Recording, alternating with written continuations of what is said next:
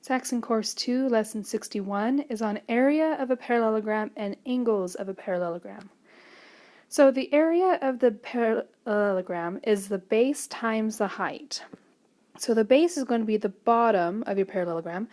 The height is the perpendicular height, which is usually a dotted line drawn. Okay, this side here we can't use for finding the area. So it has to be the base times the height of the parallelogram. So if I were to write that out, it would be area equals 80 times 40. Okay. So we'd multiply those together. We can drop the two zeros down. 4 times 8 is 32, so the answer is going to be 3,200 yards squared for the area.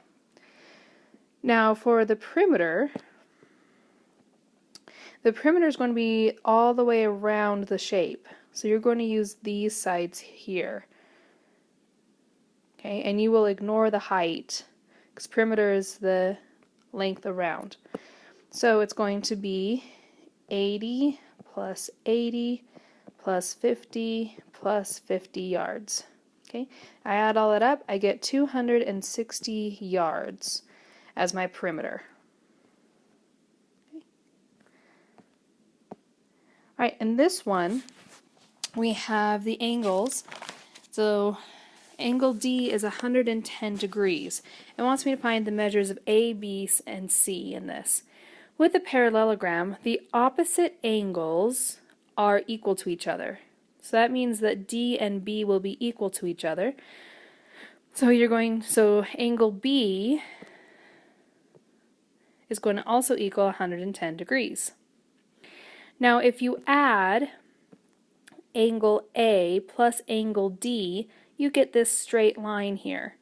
And we know that a straight line is 180 degrees. So you're going to take 180 degrees minus the 110 degrees, and we get 70 degrees. So that means angle A is equal to 70 degrees. Now since angle C is opposite of angle A, that means angle C is also going to equal 70 degrees. Okay, and that's it for this lesson.